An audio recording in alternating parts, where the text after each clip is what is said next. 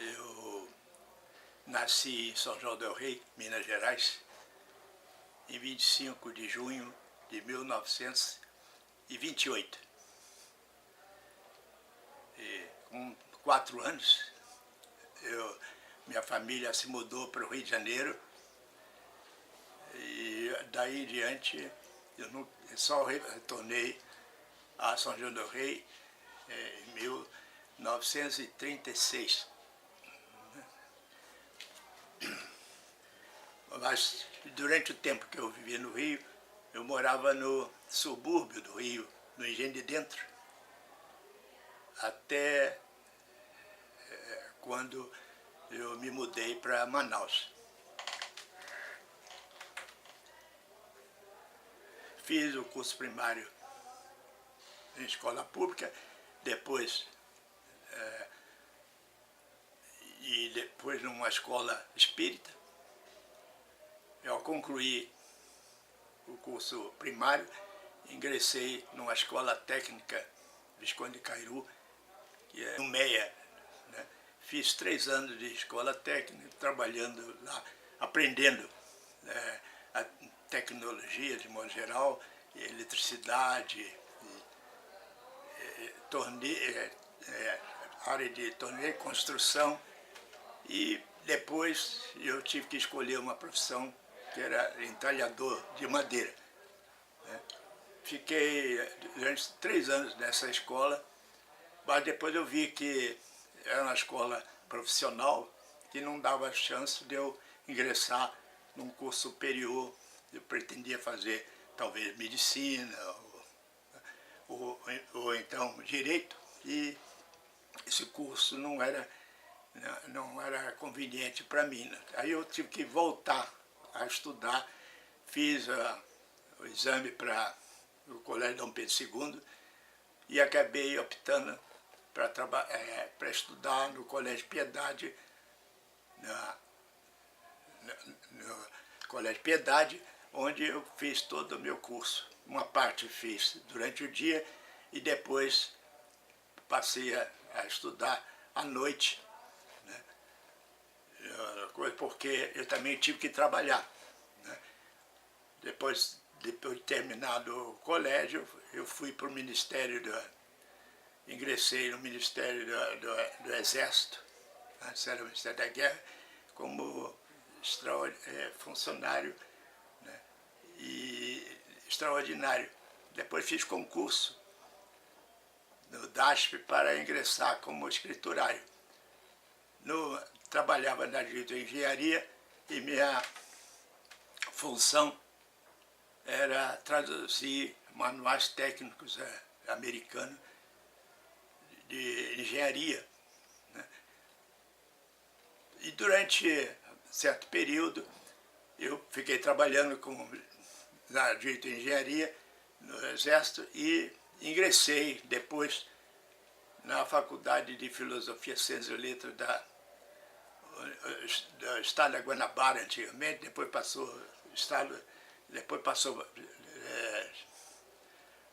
para o Distrito Federal e finalmente foi a universidade, agora a Universidade do Estado do Rio de Janeiro, né? Concluí meu curso de bacharel e depois, ao terminar o curso, né, eu fui fazer um curso também de botânica médica em Manguinhos, um curso de 2 anos, né, que me deu oportunidade para trabalhar em Manaus depois. Mas eu não parava, né, de estudar, e fiz outros cursos também no fim de semana, numa escola agrícola, Venceslau Belo, no Rio de Janeiro, e aprendendo técnicas agrícolas, de manejo, enxertia, germinação de sementes e uma série de outras coisas, né? Isso era muito bom para mim também.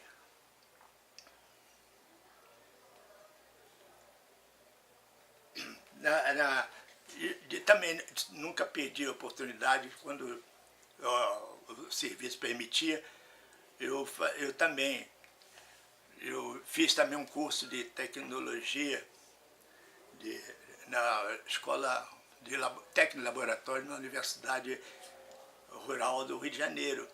Era todas as quinta-feiras, quando não havia expediente do Ministério, eu aproveitava o dia para fazer esse curso. Foi um ano de curso também que me deu chance para aprender uma série de técnicas de laboratório, né, que depois foi muito útil quando eu fui para Manaus.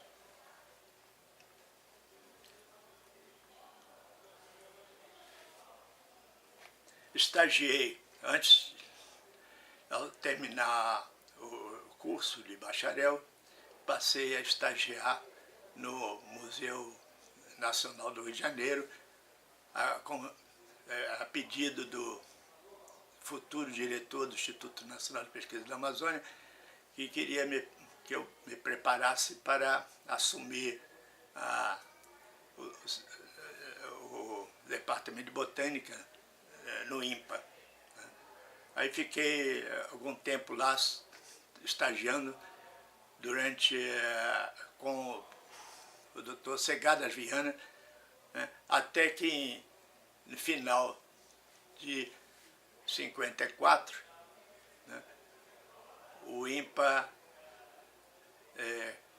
me mandou para Manaus.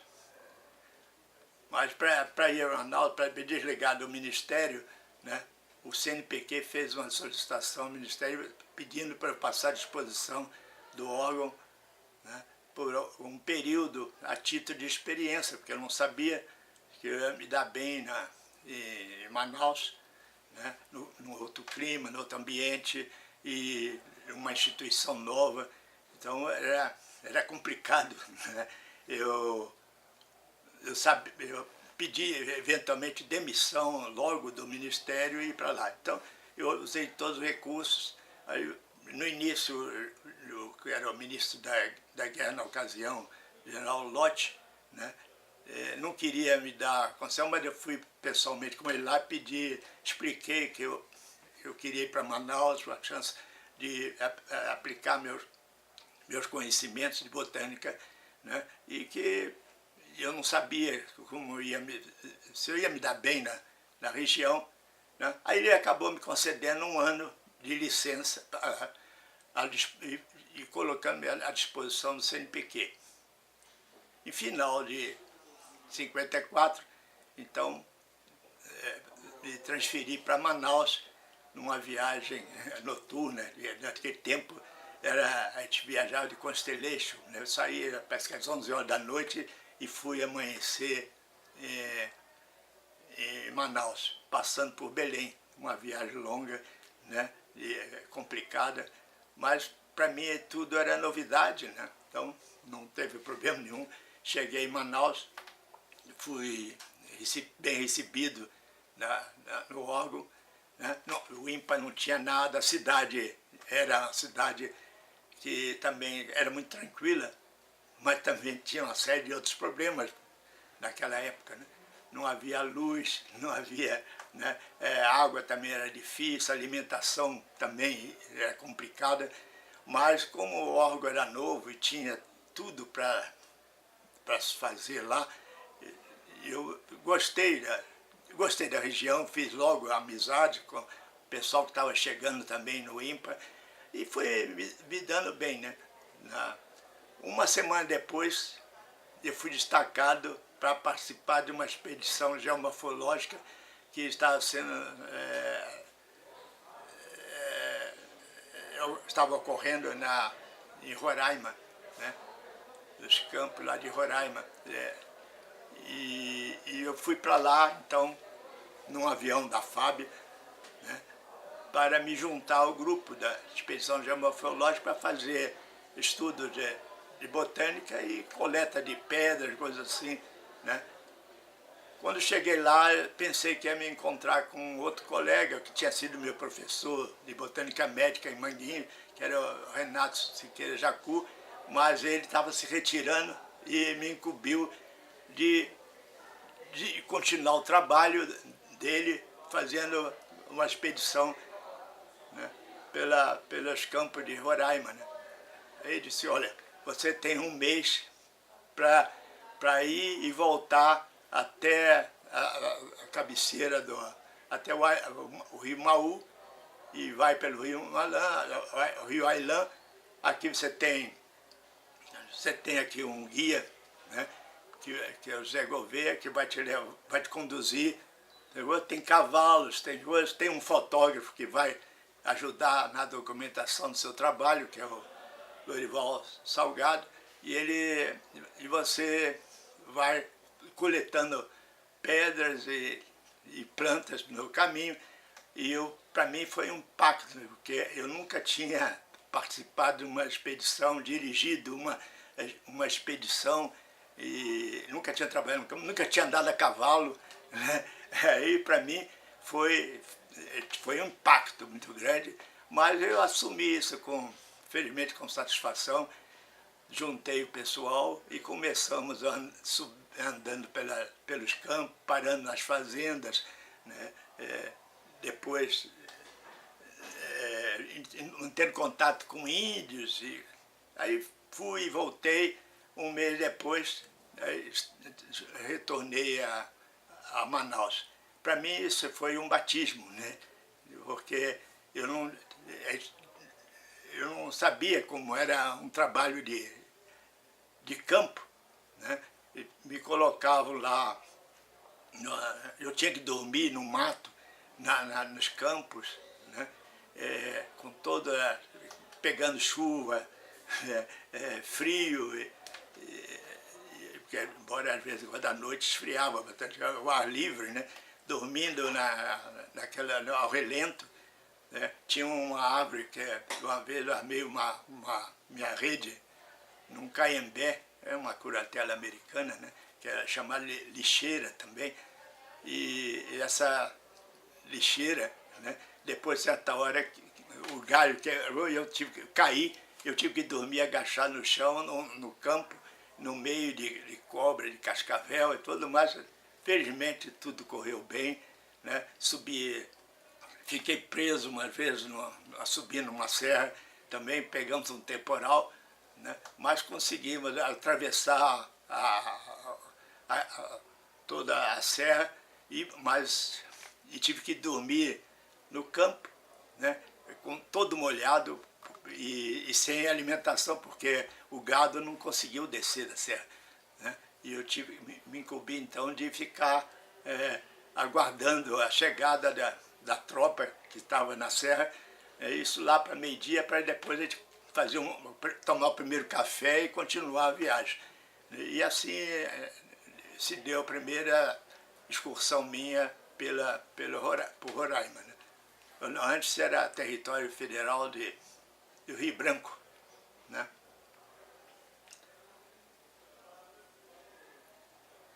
Bom, quando cheguei em Manaus,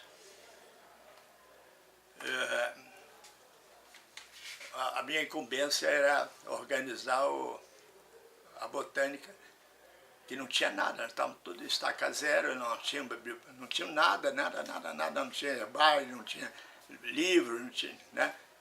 Livros, né, a gente foi adquirir alguns livros, né? Quando nós soubemos que no Colégio Estadual de Manaus tinha uma antiga coleção de Barbosa Rodrigues, do Museu Botânico de Barbosa Rodrigues, que foi diretor do Museu Botânico durante 7 anos, entre 1883 a 1890. Barbosa Rodrigues se retirar de Manaus para dirigir o Jardim Botânico do Rio de Janeiro, deixou toda a coleção lá, inclusive a coleção de plantas, só que essas plantas sumiram, ninguém tomou conhecimento desse material, provavelmente ele não levou nada, e só um exemplar que eu encontrei casualmente dentro do livro, abrindo um livro da coleção dele, de Adansônia, encontrei uma Bignoniacea pyrostegia, né, que ele tinha desenhado e ele havia esquecido dentro de um livro. Esse material eu recolhi, né, e incorporei o herbário como tipo, porque ele tinha dado outro nome, um nome científico lá, não recordo agora o nome, mas tinha Pirostégia cinerea, bignoniaceae, ele tinha dado o nome de Pirostégia cinerea. E esse material eu depois comuniquei no Congresso de Botânica que tinha encontrado uma coleção rara da coleção da coleção do Barbosa Rodrigues dentro de um livro, né? E isso foi muito interessante, esse material está incorporado lá no herbário, mas tudo bem, nós começamos mas outra coisa, o INPA, para formar pessoal, tinha que treinar gente, porque lá não tinha universidade ainda, não tinha técnicos para, né, como no Rio de Janeiro, outro que já podia recrutar pessoal para trabalhar na instituição, né? E nós tivemos que dar cursos, né, para preparação desse pessoal, treinar esse pessoal para trabalhar não só no herbário, como em outros laboratórios, porque o INPA não era só botânica, tinha parte médica, tinha química, tinha, né, tinha celulose, papel, tinha uma opção de outras coisas, tínhamos que formar pessoal. Aí começamos a dar cursos de formação e o pessoal que trabalhou comigo na botânica, né, eu fui encarregado de treinar esse pessoal, a ensinar a registrar planta, a herborizar e uma série de outros problemas, inclusive treinar até os mateiros, né? Mas nós não tínhamos, por exemplo, não tínhamos transporte. Toda a coleta de material era feita era de ônibus, a gente ia de ônibus, ou então alugava um jipe, e naquele tempo não tinha outros carros, era um jipe no centro da cidade, a gente alugava para ir a determinados lugares. Mas não podia ir muito longe, porque Manaus naquele tempo só ia até Flores, já, uns 15 quilômetros de coisa, onde também o Cachoeiro do Tarumã, onde Adolfo Duque também andou coletando.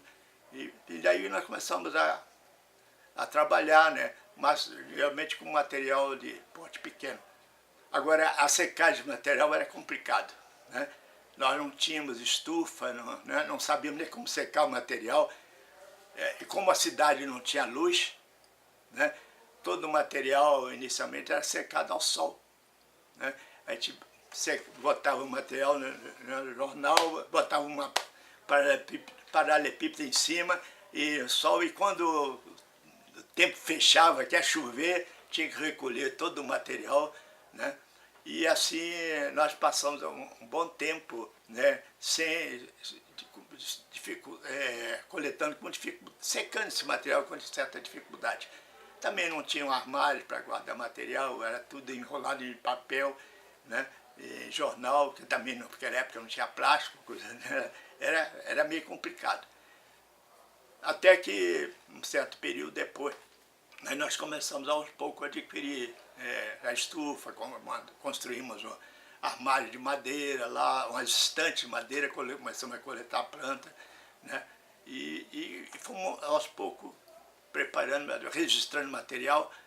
E a coleta, como meus mateiros não conseguiam subir em árvore, a coleta de material era só de plantas de porte pequeno, né, que dava a altura da mão para coletar.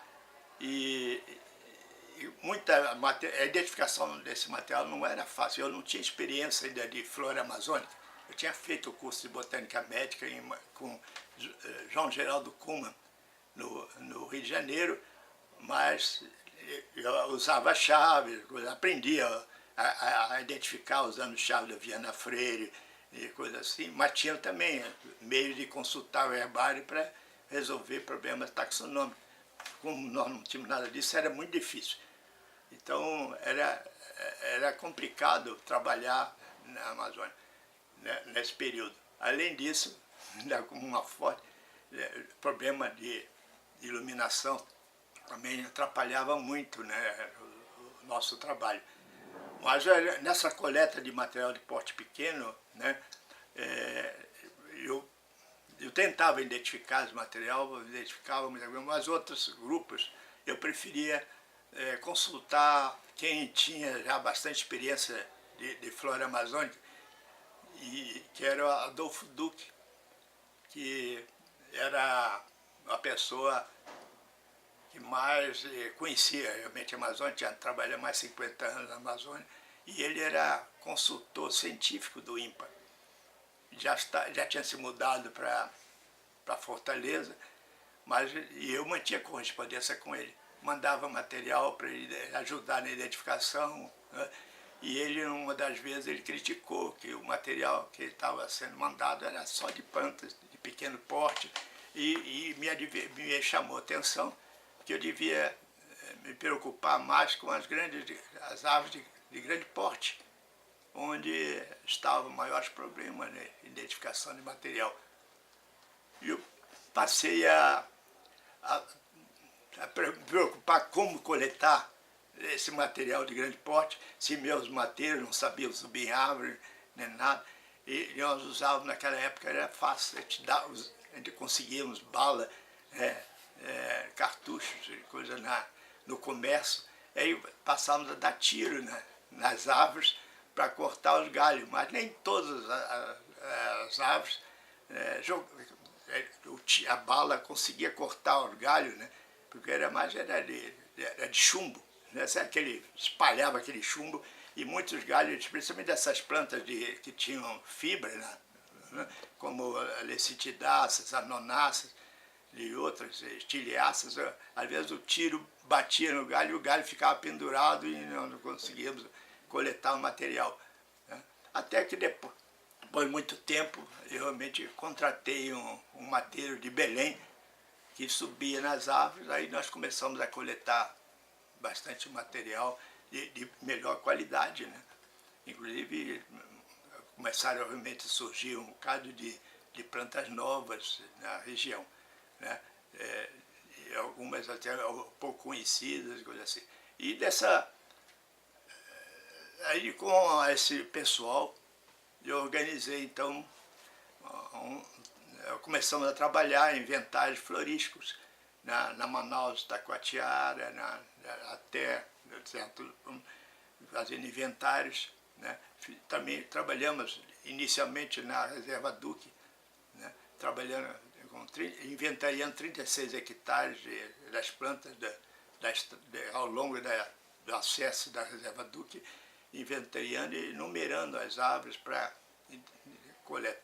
Desse material, realmente, dessas coleções todas, nós conseguimos muito material precioso. Eu descrevi algumas espécies novas, eu descrevi um gênero novo de Micrandrops, né, que eu depois chamei de Micrandrops scleroxilo.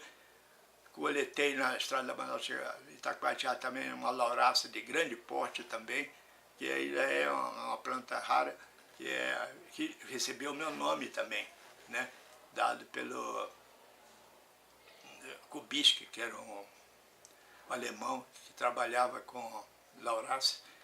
Ele dedicou essa planta a mim, com o nome de William Modendrum, expectável, porque realmente era uma árvore muito bonita, de grande porte, que existia em determinado local da Estrada de Manaus, Itacoatiara, né.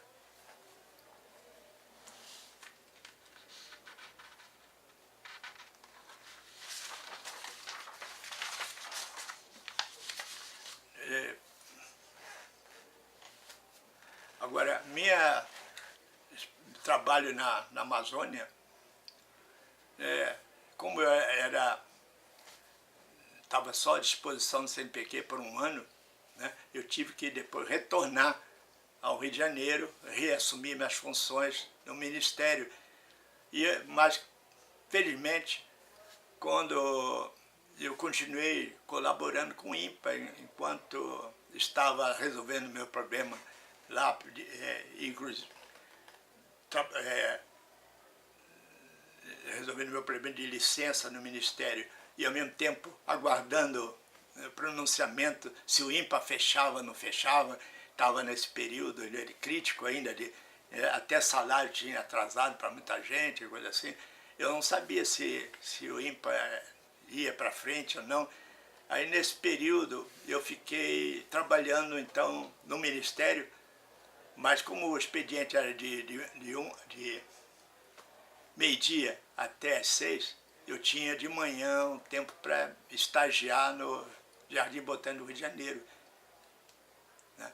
E aí, nesse estágio, eu trabalhei com o João Geraldo Kuhlmann, que me orientou muito na identificação das plantas. Todo o material que eu já tinha colhido na Amazônia, comecei a pedir, né, a receber de Manaus, e com o João Geraldo Kuhlmann ele ia me dando, me orientando, me dando as dicas como identificar determinados grupos. Né, e ao mesmo tempo, com estágio no Jardim Botânico do Rio de Janeiro, eu tive a oportunidade também de consultar toda a coleção do Adolfo Duque, que tinha feito coletas na Amazônia há muito tempo, e essa coleção a maior parte estava depositada lá. Então, e quando eu voltei para Manaus, eu levei todas essas informações para o meu pessoal, né, e o diretor do INPA já pediu que eu transmitisse todo esse meu conhecimento adquirido no Rio de Janeiro para a equipe de Manaus. Inclusive, eu reunia todos os mateiros e pessoal auxiliar, de escritório, técnico laboratório, e com microscópio, também só tinha um microscópio, né? Eu dissecava o material e mostrava para eles as características daquela planta e da família, né? De reconhecimento da família. E assim, aos poucos, fui formando uma equipe.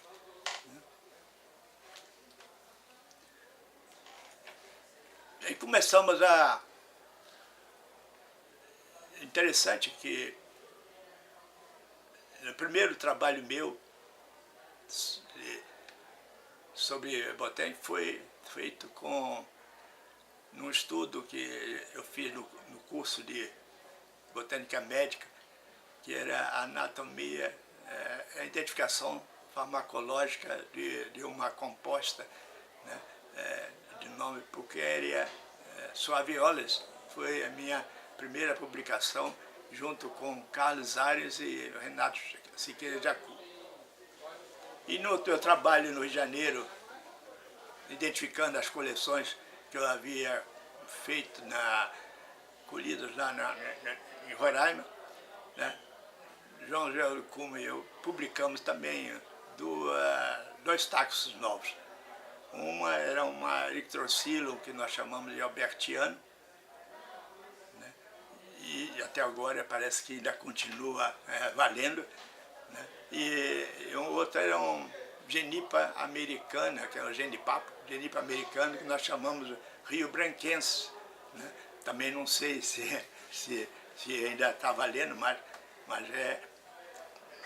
é o que consta na primeira publicação que nós fizemos no INPA, né? Então, isso também foi minhas primeiras publicações feitas, né, na Amazônia. Inclusive, fiquei muito orgulhoso, porque, né, descrevendo junto com uma nova planta seria uma honra muito grande, né?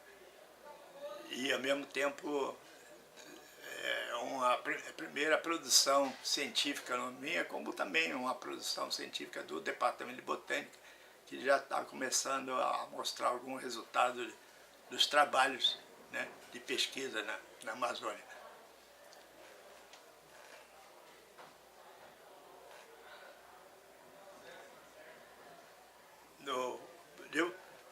Quando eu fui para Manaus, realmente estava só eu e o outro botânico era o Renato Siqueira Jacu. Mas esse ficou muito pouco tempo, né, em Manaus, porque ele tinha uma série de problemas lá, ele tinha problemas de saúde, e parece que também problemas, ele estava com a família lá. Naquela época, Manaus, né, para quem vivia com a família para lá, era difícil. Todo o pessoal, pesquisadores que foram para trabalhar na Amazonas com a família, não aguentaram muito tempo, porque como não havia energia, né, não havia supermercado perto, não podia estocar material em casa, no freezer, né, né, tinha que amanhecer 5 horas da manhã, 6 horas da manhã, tinha que ir para o mercado central para disputar lá um pedaço de carne, uma caça ou peixe, né? E aquele era o consumo do dia. E tinha que ir num ônibus, que não era lá muito confortável, né? E ia cheio, porque o pessoal que morava na redondeza de Manaus pegava o ônibus de manhã cedo e ia lá para o mercado central, né? Adolfo de Lisboa, para comprar alguma coisa, né? Para trazer para casa. E isso realmente parece que influiu bastante para que a maioria dos pesquisadores, né, que se dispuseram a trabalhar em Manaus não ficasse mais lá, né? Era muito, realmente, com a família, com filhos. Eu mesmo cheguei algumas vezes, quando eu ia para o Rio de Janeiro, a serviço, eu tinha que trazer um pacotaço de alimentos para o pessoal que estava em Manaus, levava leite para as crianças, levava uma série de encomendas, né, que eu aproveitava para levar para Manaus para abastecer o mercado pessoal lá, a casa, e poder saborear alguma coisa diferente, que era difícil. Leite in natura não era muito conveniente, porque havia provavelmente brucelose, ninguém sabia a qualidade do leite in natura lá, então o leite tomava mais era em pacote. Comprava-se um pacote de leite no mercado e tal, e fazia, né? E até quando eu me deixei em Manaus, eu nunca tomei leite da região, leite in natura, preferia tomar um leite em pó, né? Misturar com água e tal, e assim me acostumei, né?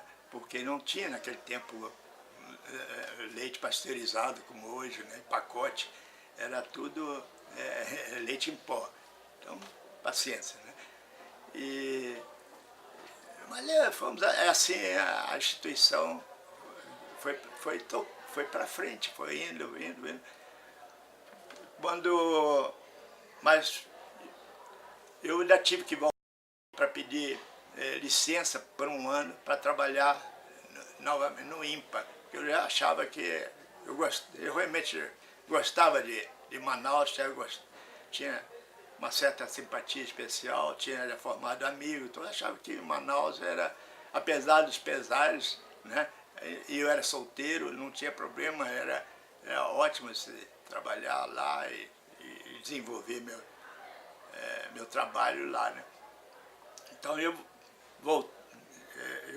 tirei uma licença sem vencimento e nessa altura, quando eu tirei licença, eu tive o doutor Zé Cândido chegou a me convidar para trabalhar no Museu Nacional, me dando uma série de oportunidades para trabalhar com botânica e até a chefia do Museu da Botânica, no Museu Nacional, mas eu agradeci, né, porque eu queria voltar para Manaus, né, não queria ficar no Rio de Janeiro, né, e fui, e assim, quando eu voltei, depois aí eu pedi demissão, aí joguei com toda a sorte, pedi demissão, eu era funcionário concursado do DASP, estava no fim de carreira, ia passar para oficial administrativo, mas eu abri mão de tudo, porque eu não queria ficar como burocrata no Ministério.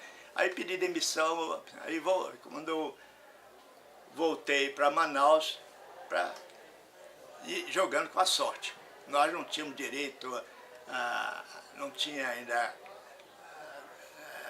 não tínhamos direito a coisa alguma, né? Éramos simples bolsistas do CNPq, se a instituição fechasse, nós estávamos desempregados, né, sem nenhum amparo, né, da leis trabalhistas, não tinha nada. Mas arrisquei. Quando eu cheguei novamente em Manaus, o diretor tinha mandado toda a coleção nossa do herbário para Belém, para o Museu Gueldi, achando que eu não ia mais voltar, né? Aí ele me consultou se eu queria ir para Belém para trabalhar no Museu Gueldi ou se eu ia querer ficar em Manaus. Eu disse, Zé Tito, eu prefiro ficar em Manaus. Eu não quero ir para Belém, já conhecia Belém do Congresso de Botânica em 1955, né? Achava que não simpatizava bem com ele. Era a mesma coisa que Manaus, não tinha luz, era um problema também sério de alimentação, difícil, a mesma coisa que Manaus, mas eu simpatizava mais com Belém, Manaus, que é uma cidade menor, eu já tinha amigos, fim de semana eu tinha o meu lazer próprio, fim de semana realmente eu ia para os balneários, tinha amigos, ia lá tomar meu banho e tal. À noite tinha os clubes lá, embora sem luz, mas os clubes tinham luz, eles tinham motor, né? E às vezes ia lá, batia um papo, tal, ficava por ali até determinada hora, quando via um cansaço, eu ia dormir. E assim eu fui levando. Foi em 1963 nós fomos efetivados, né? Aí fomos efetivados, entramos no regime estatutário, aí melhorou bastante. Só que o salário da gente era muito baixo, não era competitivo com o salário do Rio de Janeiro, mas o CNPq complementava com bolsa. E assim dava para a gente se manter em Manaus, né? E eu fui tocando, né, meu trabalho, fazendo excursões pela região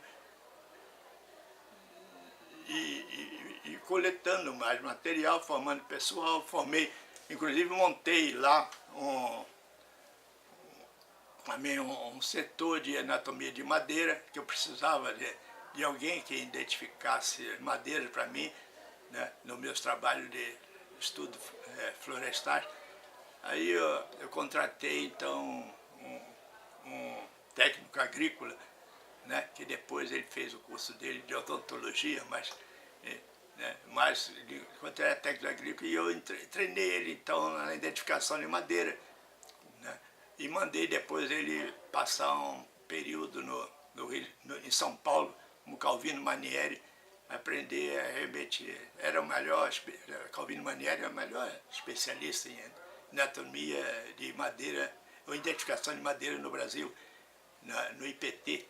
Ele foi para lá, passou um ano lá, aprendendo a técnica de identificação, depois voltou para Manaus e lá nós montamos um laboratório, a Xiloteca, que depois passou para outro órgão, mas ficou durante muito tempo dentro do Departamento de Botânica, e ele realmente me ajudava, e, às vezes, em alguns casos, que eu tinha dúvidas sobre família, até, de gênero e tal, e eu dava para ele a madeira e ele tentava identificar. E isso para formar uma equipe, né? Aí fomos tocando o trabalho. Agora, começamos a trabalhar em Manaus, e só em estudos florísticos, até que esteve em Manaus um botânico francês, André Breville, né, que era, na ocasião, ele era diretor de departamento de botânica da Universidade, da Museu de História Natural de Paris. E ele foi incumbido pelo governo brasileiro de fazer uma viagem para o Brasil, apresentar sugestões e estudos sobre a florística no Brasil. E eu então fui incumbido de acompanhá-lo, né? Ele falava francês, eu tinha estudado um pouco de francês, meu tempo ainda de estudante, e foi muito bom, porque eu pratiquei mais o francês com ele, e eu acompanhei em diversos lugares, fomos para Roraima, fomos para Amapá, né? Em torno de Manaus fizemos também uns estudos fitossociológicos, e eu aprendi a técnica de fitossociologia com ele, né? Quando ele retornou, eu fiquei incumbido, então, de fazer estudos fitossociológicos de alguns tipos de vegetação.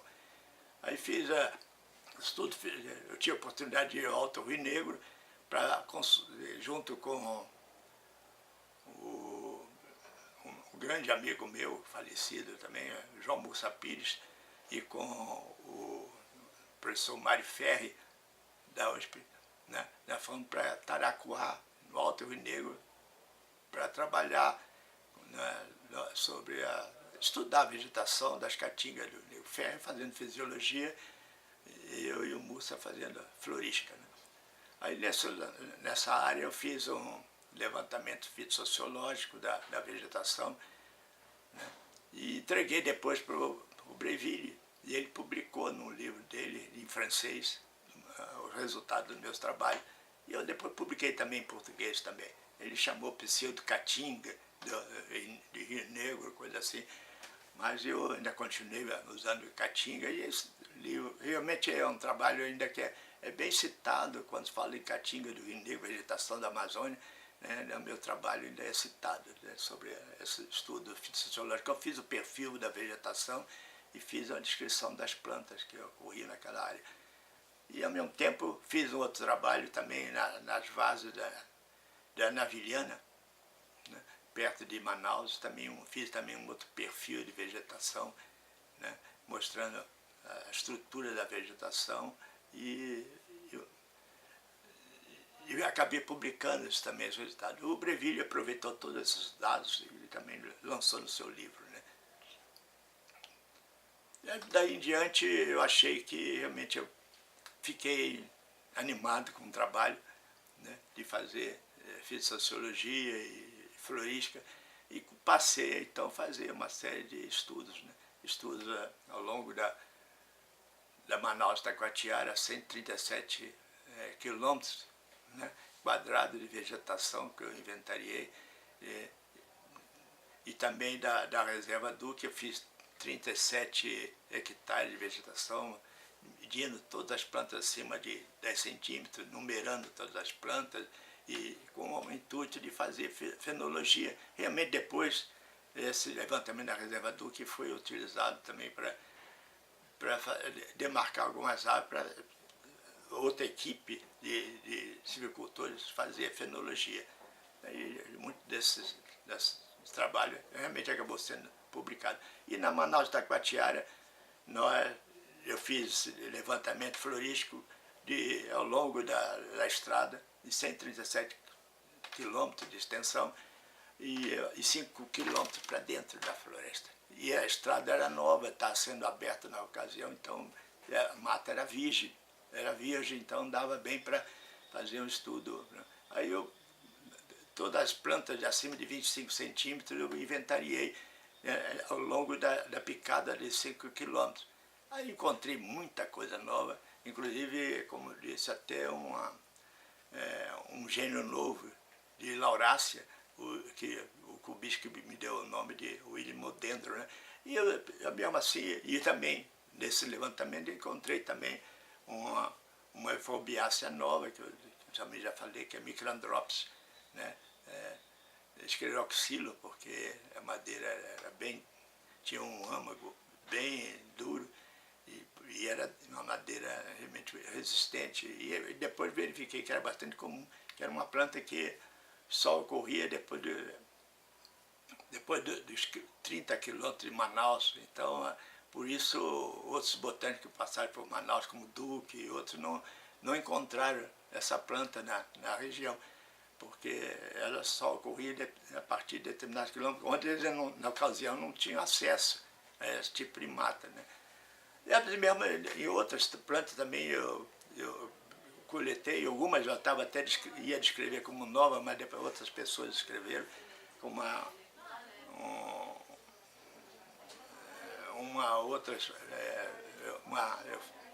rubiácea também nova, mas outras pessoas foram descrever esse material, né? E realmente eu mesmo descrevi muitas outras plantas novas. No meu levantamento na Manaus, na reserva Duque, descrevi algumas espécies novas, especialmente de Myristicácea, né? Espécie de virola, né? Eu descrevi umas 5 ou 6 espécies, depois isso, hoje tem umas 11 ou 12 espécies novas de virola, eriantra, compsogneura, que eu descrevi posteriormente quando eu me especializei na família, né? Mas antes eu não tinha preocupação em fazer, em estudar uma família. Eu trabalhei com diversas famílias, né? Eu escrevi um cipério manausense que estava dentro da Reserva Duque, que era do mesmo grupo desse Cipélio cariofilato, que é o pau-cravo, né? Encontrei na Reserva Duque e descrevi. Na nossa quartel encontrei um gênero novo, um gênero que era mais africano, que é a anisophilia, né? A anisophilia, que eu remeti a manausense, descrevi junto com Mursa, e assim uma série de outras plantas que realmente, Spidospermas, muitas outras plantas eu descrevi. No total, hoje, de 46 novos táxis eu descrevi durante a minha vida. Ainda tem coisas novas para descrever, eu estou aos poucos estudando, mas não sei até quando eu vou, né? Mas também como eu saí da Amazônia, eu perdi muito contato com muitas plantas, né? Eu acho que se continuasse em Manaus, né, ainda trabalhando lá, eu ainda ia encontrar muitas plantas. Mas mesmo assim, muitas plantas novas foram descritas já depois da minha saída, e muita coisa baseada até no meu material. Inclusive, por sugestão até minha mesmo, nós fizemos um livro que é Guia de Identificação das Plantas da Reserva Duque, né? E alguns botânicos, como algumas lauráceas novas e outras plantas, as apocináceas e outras foram descritas como novas, baseadas em muitas coisas, muito desse taxo em coleções feitas por mim, né? Então, foi minha contribuição, realmente, ainda estou contribuindo. Mas eu ainda continuo indo a Manaus, né, uma vez por ano, para dar curso lá de nomenclatura botânica, né, no INPA. Antes dava curso também de taxonomia, mas depois era muito sacrifício para mim dar curso de taxonomia e nomenclatura botânica, porque minha família já estava radicada aqui, e passar lá 2, 3 meses, né, em Manaus sozinho não era muito prático. Aí eu disse, não, vocês arranjam uma pessoa para dar curso de taxonomia, eu dou só nomenclatura botânica, eu já vinha trabalhando com isso, né? Eu fiquei, então, trabalhando e aproveitava a minha ida a Manaus para consultar todas as coleções, rever as coleções, identificar plantas novas. Então, toda vez que eu vou a Manaus, é uma satisfação muito grande encontrar sempre material novo, para identificar, e algumas coisas, algumas novas informações. Então, isso. Agora, realmente, eu até, um certo período, né, eu não tinha nenhum curso de pós-graduação, né? Eu trabalhava com tudo quanto era grupo, né? Que é o que eu tinha aprendido, né? E eu estudava diversas famílias, leguminosas, sapotáceas, tudo eu descrevi como coisas novas, né? Grupos difíceis como mirtáceas e outros, mas, né, eu não tinha uma especialização. A minha especialização se deu depois que eu ganhei uma bolsa da Fundação Guggenheim, né, que em 1972, né, me deu oportunidade para me especializar em meristicácea. Eu fui com a bolsa, eu fui para os Estados Unidos, depois percorri todos os herbários europeus, a maioria dos herbários europeus. Quando fui a Berlim, mas fui uma grande parte. E durante um ano eu fiz um levantamento das plantas e me aperfeiçoei na identificação das meristicáceas. Eu trouxe todo esse material, todos esses dados para Manaus, mas antes passando no Rio de Janeiro, eu soube que a Unicamp estava pegando esses botânicos que tinham certa experiência, né, e tinham certa experiência, que tinham possibilidade de formar pessoal para dar o título de doutor, né.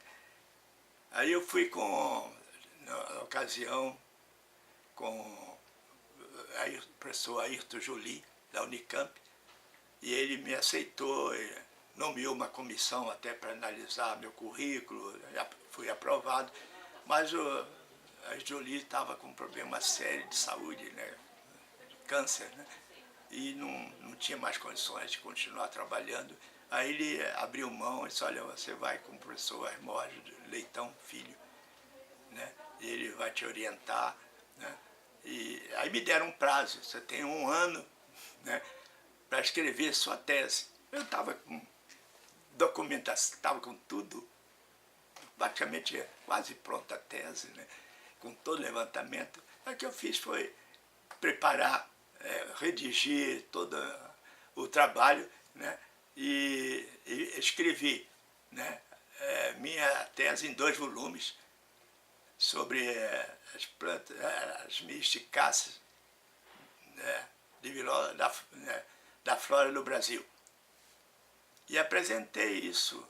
A banca era constituída da doutora Graziela Barroso, né, o professor Hermógenes, o professor Luiz Emídio e Gibbs, o doutor Gibbs, que também era da Unicamp, e me deram o título de doutor com distinção e louvor. Para mim foi uma satisfação muito grande, né? Aí depois, 2 anos depois, 1 ano e pouco depois, eu publiquei o trabalho, né, que ainda tem aí, que ainda é o básico, né, sobre misticáceas, sobre virola no Brasil, né. Mas eu continuei trabalhando ainda com as misticáceas. Aí depois passei a maior parte do tempo trabalhando com as misticáceas, revendo coleções de outras instituições, inclusive nos Estados Unidos, Missouri Botanic Garden, New York Botanic Garden e outras instituições mandavam material para mim, para Manaus, para identificar. E eu fui ampliando então o conhecimento, né? Inclusive trabalhei com misticáceas não só do Brasil, como também dos outros países vizinhos da flora neotrópica, né? Escrevi uma planta do Panamá, da Colômbia, né? E continuei trabalhando com as misticáceas. Mais tarde, depois, eu fui convidado para fazer a flora da Venezuela, né? Eu preparei também um trabalho, foi publicado também em inglês, também as misticáceas da flora da Venezuela. E por aí à frente eu comecei a escrever um bocado de flora do Rio de Janeiro, que é uma primeira parte da região do Mogi, parece que é Mogi, coisa assim. Não me lembro, Macaé. Depois fui fazer outros estudos sobre flora de Goiás também, publiquei, né? E ainda continuo preparando, inclusive, a lista do Brasil, a parte de misticácea, coube a mim, né, preparar esse trabalho, né? Continuo fazendo esse trabalho, mas agora continuo também, ao deixar, em 1991, me aposentei do INPA, né? E tive que sair de Manaus, porque naquela ocasião ainda a universidade estava gatinhando, né? E eu tinha 2 filhas que estavam terminando também o colegial e queriam ingressar na universidade, e o curso que elas queriam fazer não tinha em Manaus. O jeito foi sair. Minha intenção inicialmente era ir para o Rio de Janeiro. Cheguei a falar com o doutor Vanderbilt, que era diretor do Jardim Botânico, para trabalhar lá. e ele se dispôs a me receber, me dar todo o apoio para trabalhar. Mas, ao mesmo tempo, eu já estava procurando outros lugares para trabalhar. Aí foi quando, no Rio, um parente meu disse, não, eu não vou ficar mais aqui no Rio de Janeiro, que a cidade está muito perigosa, já os filhos já sofreram agressões aqui.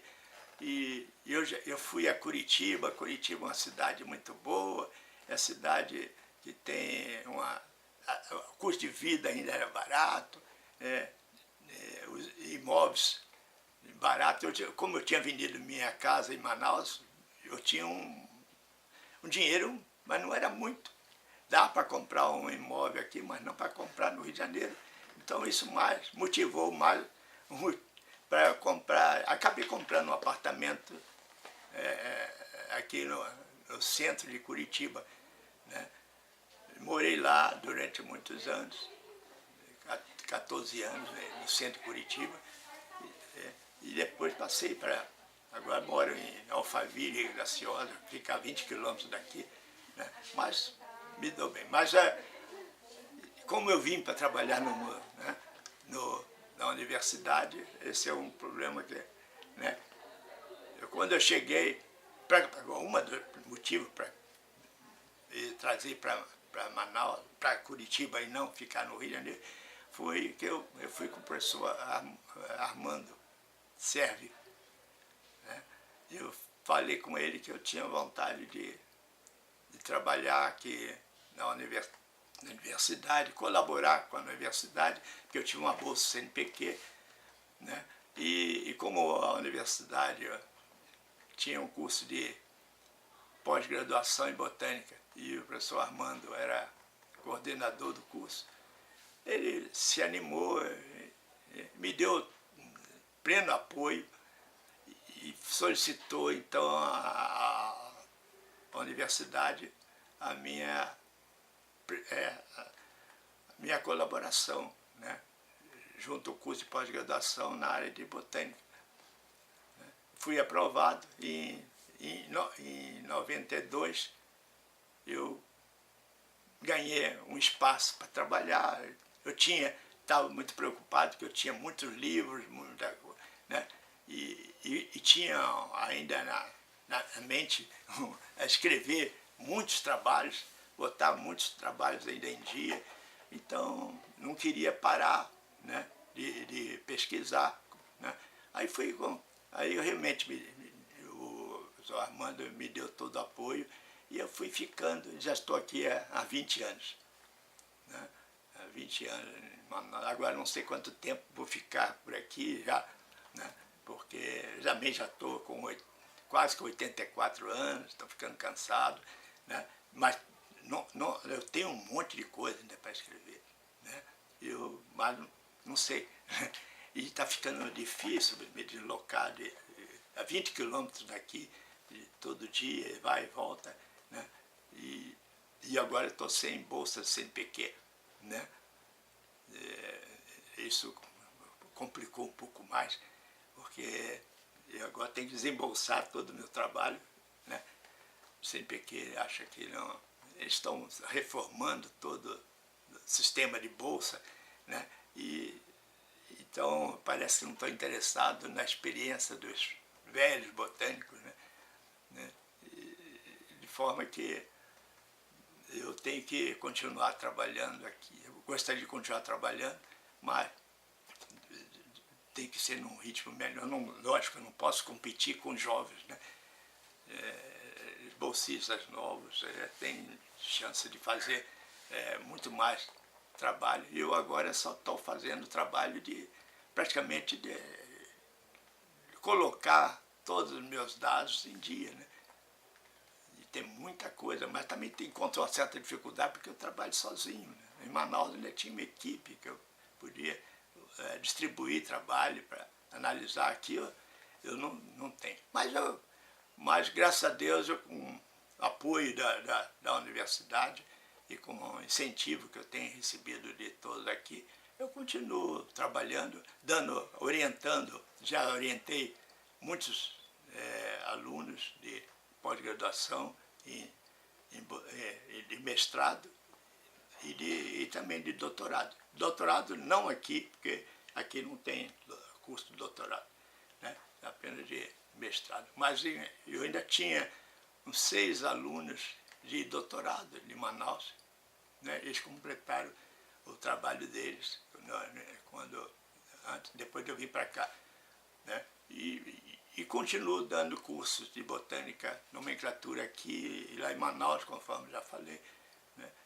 E orientando, lendo, participando de bancas, né? Aqui formando, ajudando os estudantes na revisão dos trabalhos de monografia. Não, quando tem problema de nomenclatural também, e eu ainda aprendi também, por necessidade própria mesmo, de aprender um pouco de latim, né? Eu vi que no início eu tinha uma certa formação de latim, mas não tinha prática de escrever. Muitas vezes eu recorria a outros colegas para escrever essas plantas. Eu mandava de material, como eu mandava para o Carlos Toledo Risini, no Rio de Janeiro, para ele ajudar na identificação, mandava para o Mursa Pires, mas depois, em certo período, eu resolvi partir para estudar o latim, né, latim de botânico, né? E comecei realmente a descrever as minhas próprias plantas, sem precisar de apoio de ninguém, né? Eu consegui adquirir uns bons livros de latim, como o do Stern, né, que me ajudou muito na descrição das plantas. Aí, daí em diante, eu comecei não só a descrever, mas como também ajudar todos os colegas que têm dificuldade. Então, hoje, muita gente, até do Rio de Janeiro, de Manaus, de Belém, né, e aqui mesmo me pedem para passar a diagnose das novas plantas para o latim, e eu faço com muito prazer, não cobro nada, né? É uma satisfação realmente colaborar com todo o pessoal, como também eu, no início, também tive esse mesmo problema, mas, né, eu sempre tenho ajudado o pessoal, né, quando preciso, né, na descrição das plantas, eu estou fazendo isso com muita satisfação. E vou levando a vida aqui como, né, trabalhando no meu cantinho, todo dia de manhã estou por aqui, fico o dia todo, né? Às vezes quando vem um ou outro para me solicitar minha colaboração, orientação, justamente da parte nomenclatural, né? E alguns às vezes pedem, né, vêm com o trabalho, o boneco da tese ou da dissertação, para eu dar uma lida e corrigir. Então eu estou sempre ocupado e sempre colaborando com o pessoal e com muita satisfação, né? E eu realmente agradeço realmente o apoio que eu tenho tido da universidade e continuar trabalhando aqui, né? E especialmente o professor Armando, que me aceitou no início em ficar e me apoiar para trabalhar aqui, e depois da coordenadoria da pós-graduação e do Departamento de Botânica, que também tem me apoiado e nunca se incomodaram com minha presença aqui, e me deram esse espaço, né, onde eu tenho todos os meus livros, todo esse trabalho aqui. E, às vezes essa biblioteca que eu tenho é mais amazônica, mas mesmo assim tem problemas, que ainda tem muita coisa que ainda é importante, né, para o estudo, consulta. Eu mesmo recorro frequentemente, como eu ainda continuo me dedicando ao estudo da flora amazônica, embora afastado, né, mas ainda tem, eu preciso de, quando se trata, vai falar sobre a flora amazônica, vai falar sobre, né, sobre a planta de valor, quer dizer, sobre plantas úteis da Amazônia, aí eu tenho que recorrer a toda essa bibliografia, né? E às vezes eu tenho algumas dúvidas na identificação das plantas também. Então, eu tenho uma biblioteca realmente razoável, não completa, mas que eu trouxe de Manaus, que eu juntei durante 37 anos que eu, na Amazônia, né? Eu juntei muita coisa, né? e das minhas viagens também no exterior, também consegui copiar muitas obras raríssimas, né?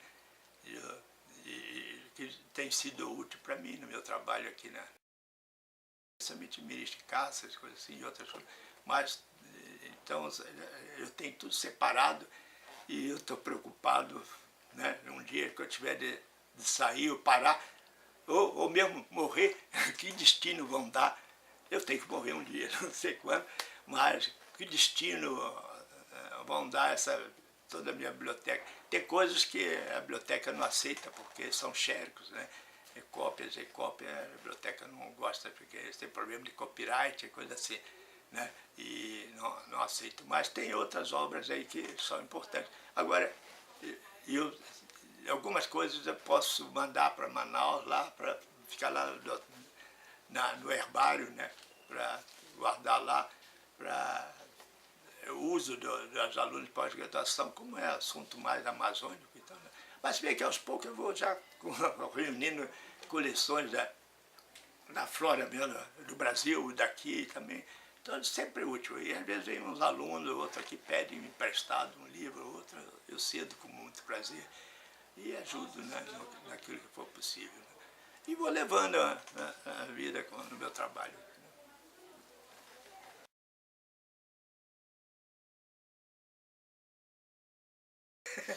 Mas tem muita... Eu escrevi, inclusive, né, uma entrevista que eu escrevi lá em Manaus, sobre a história de Manaus e do INPA, né? Essa publicação é grande, né? Fala sobre como eu encontrei o INPA, né? Quando eu fui para lá e saiu depois publicado na Ata Amazônica, né? Saiu, chegou a ver, né? Cheguei a ver. É bem grande. Agora não está bem coordenado, está meio misturado, porque ela ia perguntando, a moça ia perguntando, e eu ia falando, né? E deu esse catatal aí, né? Agora, tem umas aventuras, agora que eu não contei, mas eu tive muitas aventuras na Amazônia, né? Andando pelo interior, está sujeito a... Toda excursão que eu fazia tinha uma história, né, diferente. Uma das vezes eu levantei voo fui à boca do Rio Negro, à boca do Rio Branco, para coletar uma palmeira, que era rara na ocasião, e tinha agora lá um navio Alfa Erix, de San Diego, estava lá, e colocaram um teco-teco à minha disposição. Eu levantei voo naquele teco-teco e quase que morri, né? Porque no meio do caminho o tempo fechou, ficou, né?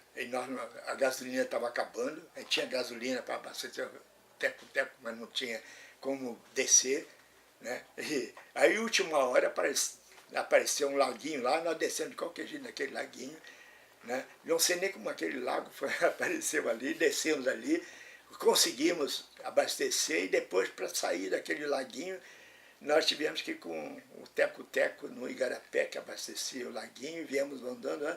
Aí a última hora já íamos quase batendo na árvore, conseguimos levantar voo, né?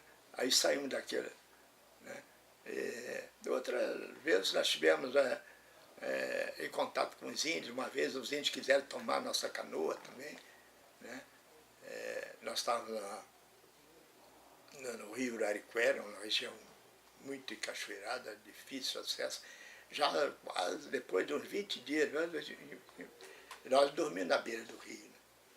Aí no meio lá, tinha uma clareira, já no fim da tarde, já estava começando a escurecer, vamos dormir aqui.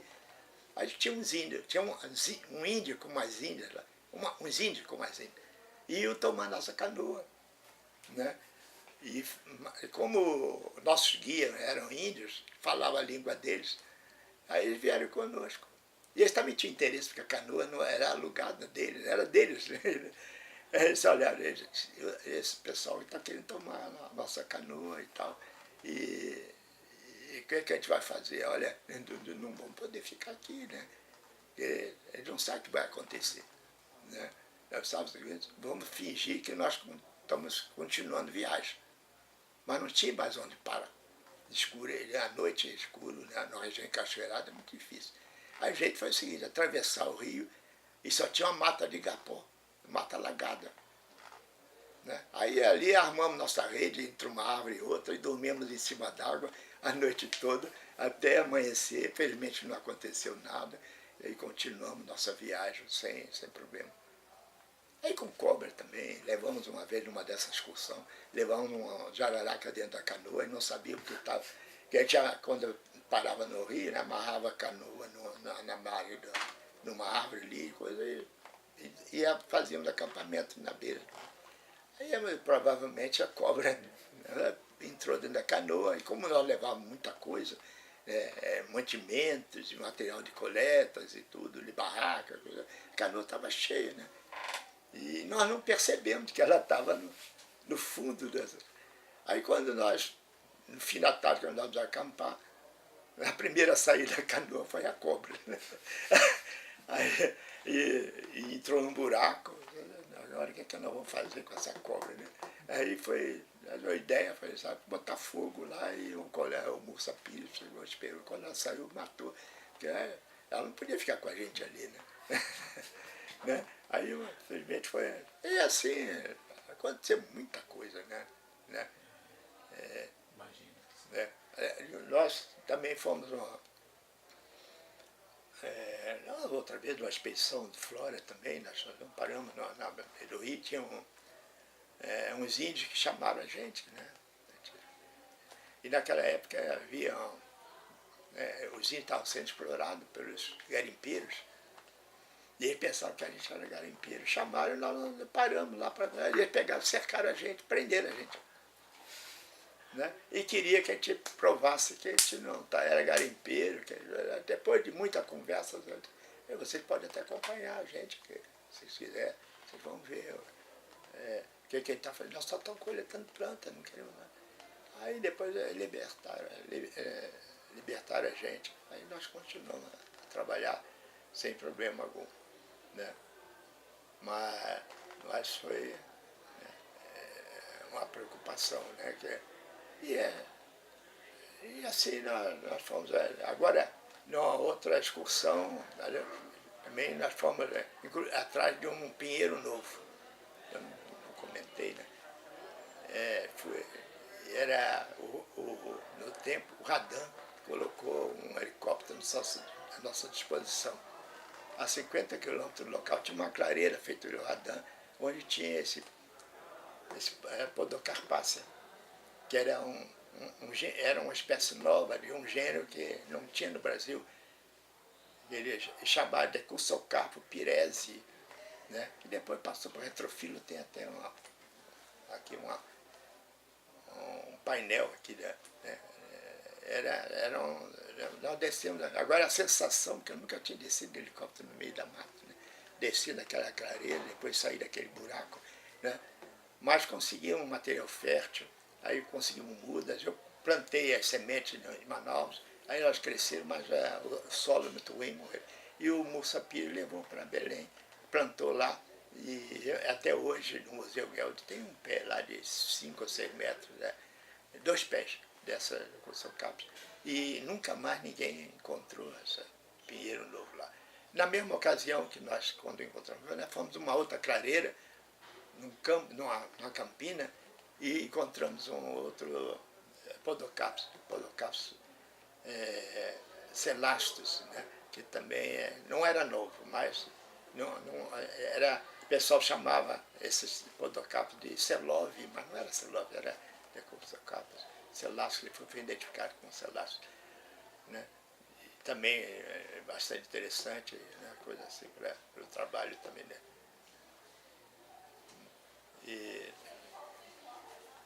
Então, agora, essa é uma história que eu tenho que escrever um livro sobre isso, porque tem muita história, né, sobre nossas excursões. Numa outra excursão, nós fomos ao Araguari, no Amapá, numa expedição também botânica, junto com os americanos, né?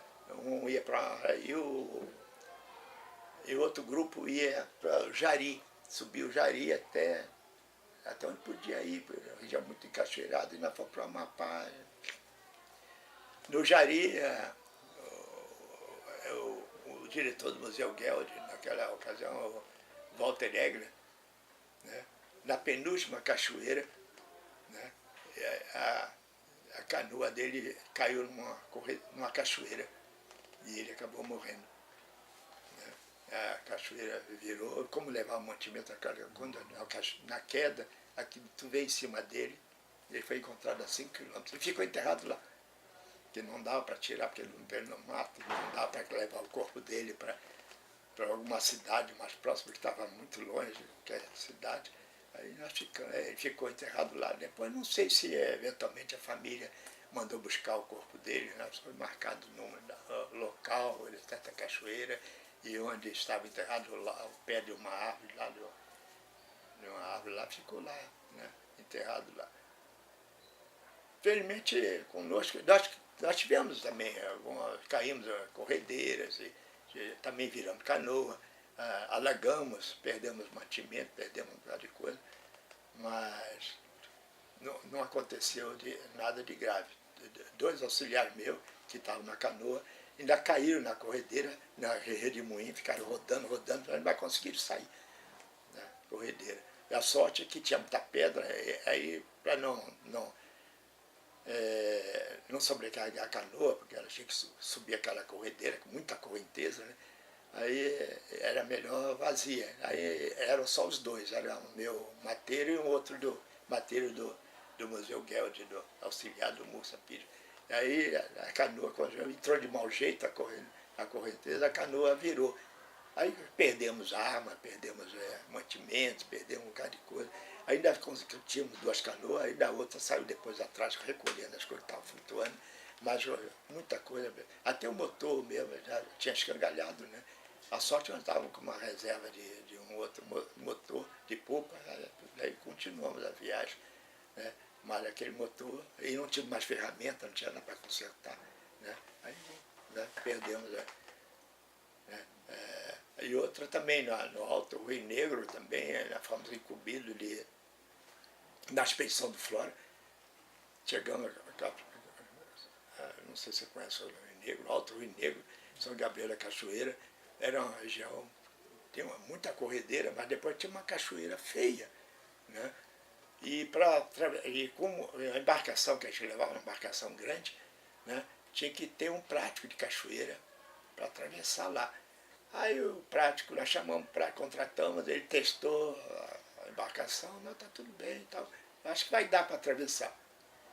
Tá bom, então. Aí, mas de qualquer forma, nós dispensamos todo o pessoal da embarcação, né? Só fica eu, o comandante. O comandante estava com medo danado, né? E o motorista, né? E o motorista, o especialista que estava lá no motor, né? E mais o prático de cachoeira, né? Que é ele que estava na direção. Aí entramos na cachoeira, né? Naquela corredeira lá, num lugar onde dava para passar a canoa, a embarcação, né? Era uma embarcação grande, né? Chamado motor, né? Aí o motor não aguentou, ficou trabalhando, olhando e não avançava. Mas a sorte que eu tinha mandado um auxiliar meu ficar né, com a canoa para acompanhar de motor de popa, do lado da embarcação, se precisasse de alguma coisa, ele passava na frente. Foi a sorte. Aí ele, quando viu que a embarcação não andava, aí ele passou na frente, nós jogamos a corda, e com o motor de popa de 10, ele puxou, aí a embarcação começou a andar, né? Aí, acho que umas 3 ou 4 horas depois, quebrou o eixo do motor. Acho que foi tanta força, quebrou. A sorte que não foi ali. Tivesse quebrado ali, não sei o que ia acontecer. Eu já estava na embarcação, né? Eu já estava de olho no salva-vida, né? Se acontecesse alguma coisa, eu corria lá para trás, me agarrava no salva-vida e, né? Bom, não sei o que ia acontecer, mas era muita pedra, muita coisa assim, né? Inclusive a canoa chegou, quando eu estava lá, a embarcação estava querendo passar, mas ela começou a andar de lado, né? Pô, vai acabar caindo. Mas a sorte é que o Zé Guedes passou com a canoa na frente, aí nós jogamos a corda e puxou. Aí nós continuamos a viagem sem problema nenhum. E por aí afora, né? Muitas histórias, né? E outra vez nós fizemos um acampamento também, no meio, em plena mata. Tinha onça, tinha esturrado de onça por ali. Mas a gente não sabia, porque às vezes os índios também imitam, né? Certos animais. E estava aquele esturrado danado lá, e tinha a região que tinha índio, né? E armamos nossa barraca, e a barraca desarmou no meio do mato, né? Nós ficamos debaixo da lona, aí um colega nos começou a gritar, né? Um americano que estava conosco também começou a gritar e coisa assim. Aí e os mateiros que estavam, auxiliares, estavam na beira do rio, subiram lá, tiraram vamos armar de novo, armamos e ela desarmou de novo, né? Aí depois da terceira, não, agora vamos amarrar direito, não pode mais usar. Mas foi um susto inicialmente, né? Essas coisinhas assim, né?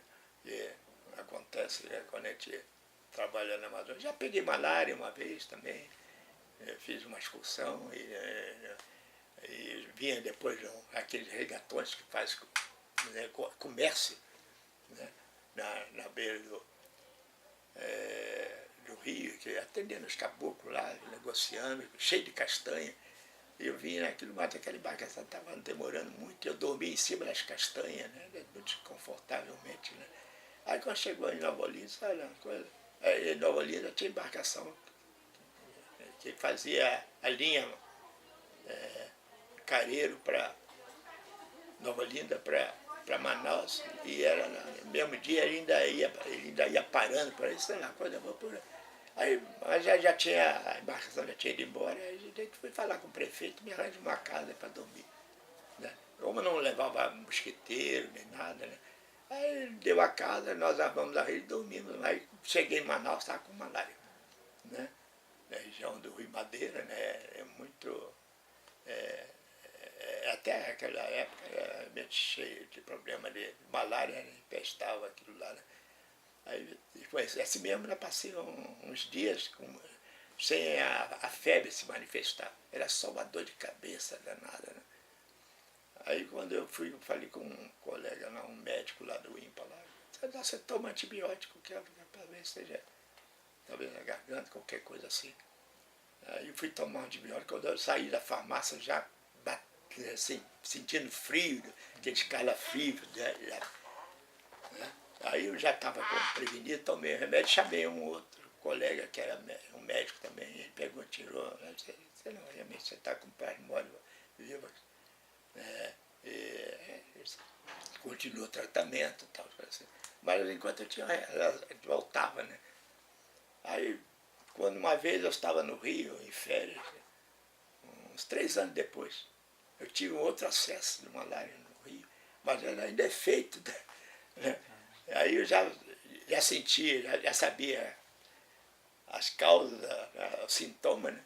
Aí fui com um colega meu lá, disse, olha, que já tinha trabalhado no INPA também, né? Fernando Ferreira, trabalhando na botânica, ele era da campanha de erradicação de malária. Aí ele me levou lá para um outro colega dele lá, aí me deram, medicaram, aí de adiante nunca mais eu tive malária, não. Mas também tinha cuidado, quando eu acampava, eu não me expunha, entrava na barraca, não fazia espera, não pescava, nem nada, eu queria, já bem cansado do dia todo trabalho, né, coisa assim. Aí eu entrava na minha barraquinha lá. Antes eu dormia em rede, depois eu achei que era mais prático dormir em tenda de campanha. Comprei a tenda de campanha, fechava a fechacréia ali e tal, e ali dormia tranquilamente, né? Só que de manhã, como era o colchão era infrável, eu dormia acordava no chão, né? E uma vez até eu subi, mas era muito bom. Eu com essa tenda de campanha, eu subi o Pico da Neblina uma vez. E lá chovia muito, né? Mas com minha barraquinha lá, e os índios que acompanhavam a gente faziam uma fogueira e tal. Toda minha roupa estava molhada, porque chovia muito. Eu botava para secar lá, minha bota, roupa, tal, de manhã estava tudo sequinho. Aí eu continuava subindo, né? Foi uma subida terrível, né? Subindo, era só subindo, subindo, subindo, dava uma canseira, nada. Mas chegamos, eu não cheguei até o topo, né? Cheguei até um determinado ponto. Aí depois, como a gente estava através antes era IBDF, Instituto Brasileiro de Desenvolvimento Florestal, que apoiou, estava financiando, mas eles queriam demarcar o Pico da Neblina, a área da Neblina, como reserva, né? Então ficou agora como reserva florestal. E aí nós fomos lá para fazer o relatório e verificar a viabilidade de fazer aquilo como reserva. Aí depois entreguei o relatório. Então. Mas foi a viagem também bastante cansativa. Felizmente não aconteceu nenhum acidente, mas nós íamos de avião, fomos até Maturacá, onde tinha uns índios, Yanomami, e os padres colocaram esses índios à nossa disposição para servir de guia, né? e auxiliares. Eles tinham uma força terrível, né? E levava a nossa bagagem, né? E às vezes ficava embaixo e enquanto ele estava subindo, daqui a pouco eles passavam a bagagem, né? Subindo a serra. E assim e aproveitei também para ver, eu estava já com mexicaça, tinha uma planta que é mexicaça de virola, que chamam rapé, que é uma cebife que os índios usavam como rapé alucinógeno. Aí eu tinha minha filmadora lá, até documentei os índios tomando rapé, depois alguns já em estado de coma, né? Pelo efeito do rapé. E aí disse, olha, vamos lá, mas quando inclusive ficam perigosos quando estão sob efeito do alucinógeno. Mas depois disse, olha, vamos embora, porque é perigoso. Aí eu filmei, depois voltei, né? Mas documentei realmente esse trabalho. E por aí nós fomos fazendo muitas outras histórias, mas eu não dou. Você vai depois para um livro, né? Para contar isso. Né?